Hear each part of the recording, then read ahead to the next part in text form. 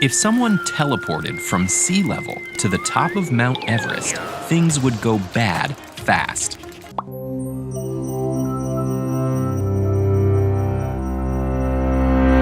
At an altitude of 8,848 meters, barometric pressure is approximately 33% of what it is at sea level. This means there's significantly less oxygen in the air, and our teleported individual would likely suffocate in minutes. However, for people that make this same journey over the course of a month, it's possible to survive at the peak for hours. So what can happen to our bodies in just 1 month that allows us to endure this incredible altitude? Let's imagine you're one of the 5.8 billion people living less than 500 meters above sea level. When you take a breath at this altitude, your lungs fill up with air composed of numerous gases and compounds. Most important among these are oxygen molecules, which bond to the hemoglobin in your red blood cells. Blood then circulates throughout your body, bringing essential oxygen to all your cells. But as altitude increases, the air starts to get thinner. The relative amounts of each compound remain the same well into the upper atmosphere, but overall, there's less oxygen for our bodies to absorb. And if you ascend to altitudes above 2,500 meters, the resulting oxygen deprivation can cause a form of altitude sickness known as AMS, often causing headaches, fatigue, and nausea. Fortunately, AMS only happens when we ascend too fast, because our bodies have numerous ways of adapting to high altitudes. Within minutes or even seconds of reaching altitudes of 1,500 meters, carotid chemoreceptors in your neck sense your blood's low oxygen pressure. This triggers a response that increases the rate and depth of your breathing to counteract the lack of oxygen.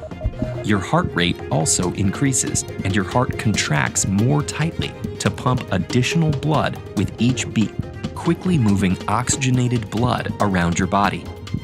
All these changes happen relatively fast, and if you were to keep ascending, your heart rate and breathing would speed up accordingly. But if you stayed at this altitude for several weeks, you could reap the benefits of some longer-term adaptations. Within the first few days above 1,500 meters, the volume of plasma in your blood decreases, which increases the concentration of hemoglobin. Over the next 2 weeks, your hemoglobin levels will continue to rise, allowing your blood to carry even more oxygen per milliliter. Paired with your high heart rate, this new hemoglobin-rich blood efficiently distributes oxygen throughout your body, so much so that the volume of blood being pumped with each heartbeat can return to normal levels. Over this same time, your breathing also increases even further in a process called ventilatory acclimatization. After this several weeks of extended acclimatization, your body has made enough significant changes to climb even higher. However, you'll still have to spend additional time acclimating along the way, often climbing back down to recover before ascending even higher. Because the summit of Everest isn't just high, it's the highest place on Earth. And at altitudes above 3,500 meters, our bodies are under incredible stress. Arteries and veins in the brain dilate to speed up blood flow, but our smallest blood vessels, called capillaries, remain the same size. This increased pressure can cause blood vessels to leak and fluid to build up in the brain. A similar issue can occur in the lungs, where low oxygen causes blood vessels to constrict, leading to more leaking vessels and fluid buildup.